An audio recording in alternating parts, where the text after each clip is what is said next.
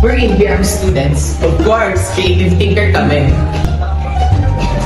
Uy, ikaw na naman! Magkano ba? 100! Oh, may 10% interest din ha. Mag-ABM ka na! We're ABM students! Of course, magaling kami magbalas ng pera!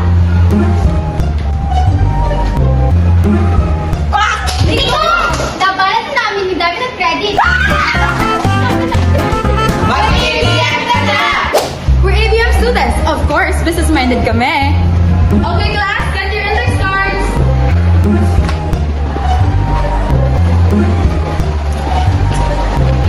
Tingin ako!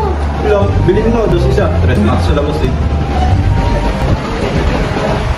Napaka-business-minded mo talaga! Mag-ABM ka na!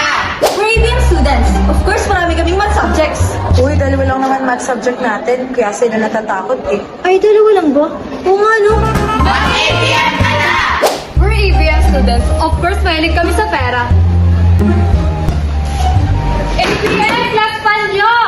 Ano ba yan? Last na naman.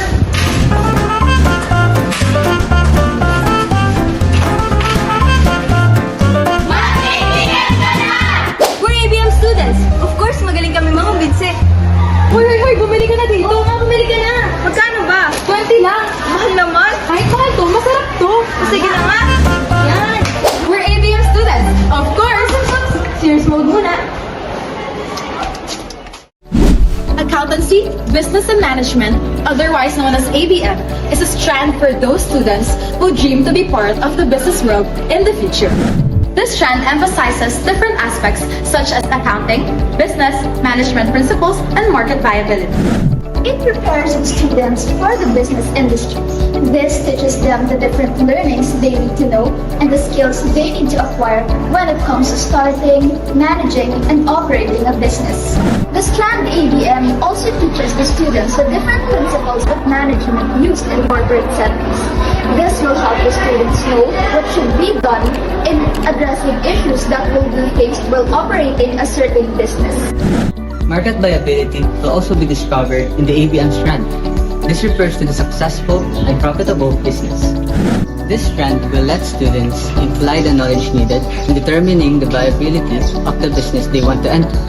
The ABM strand offers different choices for those hoping to become business leaders.